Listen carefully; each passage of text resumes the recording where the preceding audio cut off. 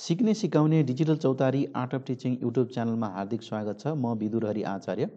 आजको यस भिडियो सामग्रीमा शिक्षक सेवा आयोगद्वारा सञ्चालन हुने माध्यमिक तह र निम्न माध्यमिक तहका सबै विषयहरू, प्राथमिक तहको सामान्य तर्फको लिखित परीक्षाको तयारीका लागि अत्यन्त महत्त्वपूर्ण सामग्री, साथै नेपाल शिक्षा सेवाको राजपत्राङ्कित तृतीय श्रेणी, राजपत्र अनङ्कित प्रथम श्रेणी, प्राविधिक सहायक, सहायक पाँचौँ तहको पदको लिखित परीक्षाको तयारीका लागि अत्यन्त उपयोगी शिक्षक पेशागत विकास र शैक्षिक सुशासन शीर्षक अन्तर्गत शिक्षक तालिम र क्षमता विकास शीर्षकका लागि अत्यन्त महत्त्वपूर्ण शिक्षक तालिमको विगतदेखि हालसम्म अर्थात् शिक्षक तालिमको विकासक्रमलाई बुदागत रूपमा प्रस्तुत गरेको छु।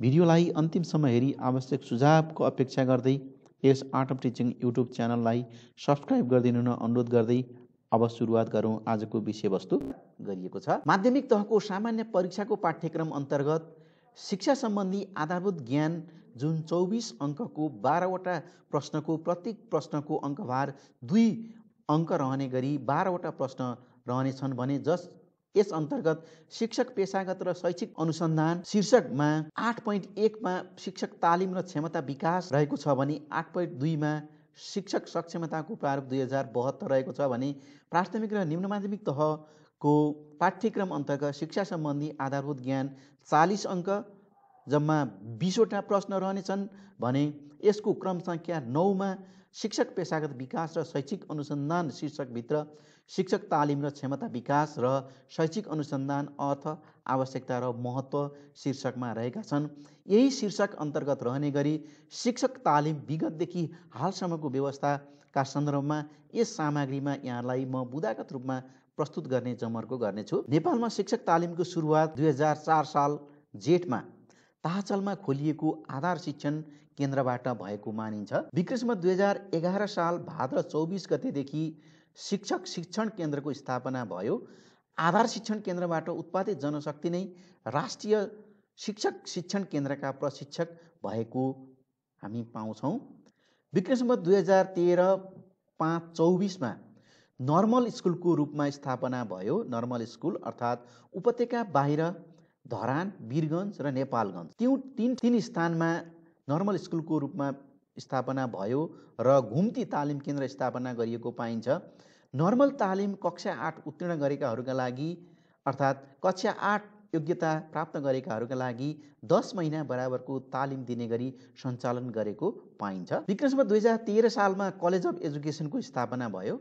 2014 सालमा शिक्षक तालिमका लागि शिक्षा महाविद्यालयको स्थापना भयो। विक्रमसम्वत 2029 साउनदेखि कलेज अफ एजुकेसन त्रिभुवन विश्वविद्यालय शिक्षा शास्त्र अध्ययन संस्थान अन्तर्गत गाभियो। राष्ट्रिय शिक्षा पद्धतिको 2028ले शिक्षक शिक्षा सम्बन्धमा शिक्षक हुन तालिम अनिवार्य, तालिम प्राप्त शिक्षकको सङ्ख्या बढाउने, तालिमको स्तर बढाउने, सेवाकालीन तालिम दिने, तालिम लिएपछि काममा खटाउने जस्ता व्यवस्था गर्यो। विक्रमसम्वत 2035 मा रेडियो शिक्षा शिक्षक तालिम आयोजनाको स्थापना भयो।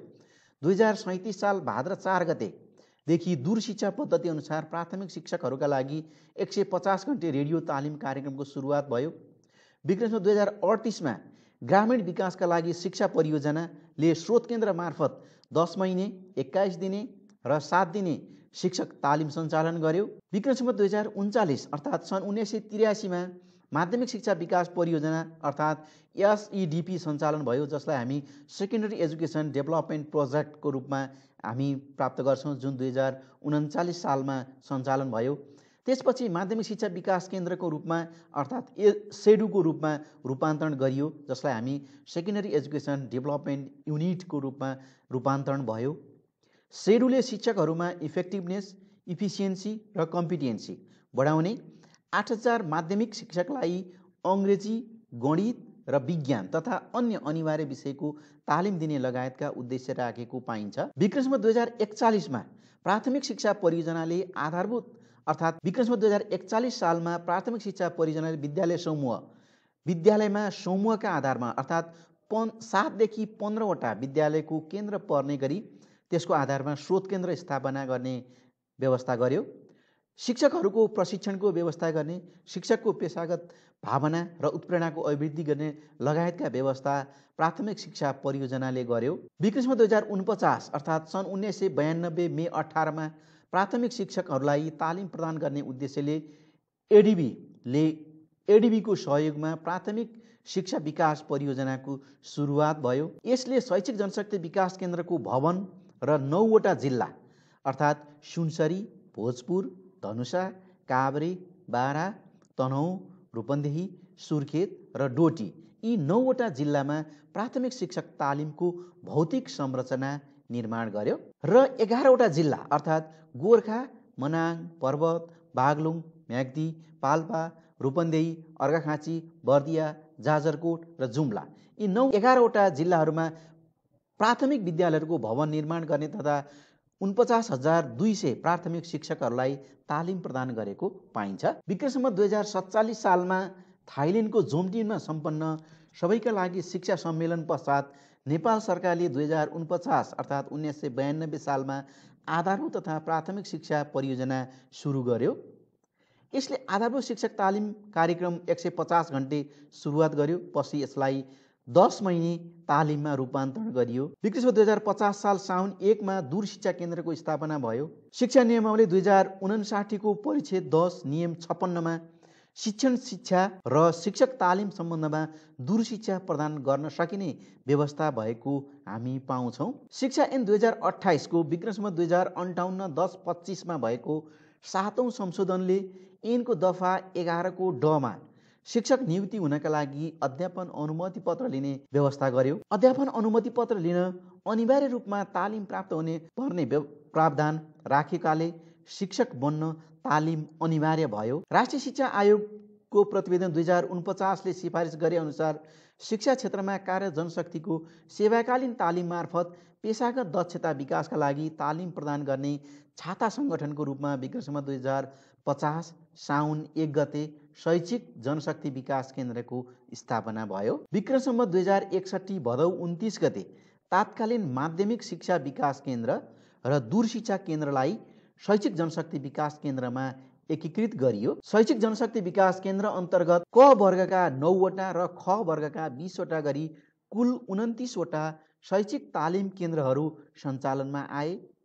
नेपाल सरकारको मिति 2075 जेठ 6 गतेको निर्णयअनुसार 2075 साउन 1 गतेदेखि लागू हुने गरी शैक्षिक जनशक्ति विकास केन्द्र खारेज भयो। विद्यालय क्षेत्र सुधार योजना 2066-72 अर्थात् एसएसआरपीमा शिक्षक तालिम सम्बन्धी व्यवस्था शिक्षण सिकाइका अभ्यासहरूमा आएका नयाँपनहरूसँग परिचित हुन शिक्षकले प्रत्येक 5 वर्षमा कम्तीमा एकपल्ट 1 महिने सेवाकालीन तालिम लिनुपर्छ भन्ने व्यवस्था गरेको पाइन्छ। लामो तथा छोटो अवधिबाट प्राप्त तालिमलाई वृत्ति विकाससँग आबद्ध गरी शिक्षकको पेशागत विकास गरिनेछ भन्ने व्यवस्था गरिएको छ। प्रधानाध्यापकले तयारी कोर्स लिनुका साथै न्यूनतम योग्यता आधारभूत र माध्यमिक तहमा क्रमशः बीएड र एमएड न्यूनतम योग्यता प्राप्त गरेको हुनेछ भन्ने व्यवस्था विद्यालय क्षेत्र सुधार योजना 2066-2072 ले तालिमको सन्दर्भमा गरेको पाइन्छ। यसैगरी विद्यालय क्षेत्र विकास योजना 2073-74 देखि 2079 को चालु कार्यक्रममा शिक्षक तालिम सन्दर्भमा हेर्ने हो भने शिक्षकको अभाव रहेका विज्ञान, गणित लगायतका विषयमा शिक्षक उत्पादन बढाउन छात्रवृत्ति लगायत प्रोत्साहन प्रदान गरी शिक्षण कार्यक्रममा आकर्षित गरिनेछ भन्ने व्यवस्था गरिएको छ।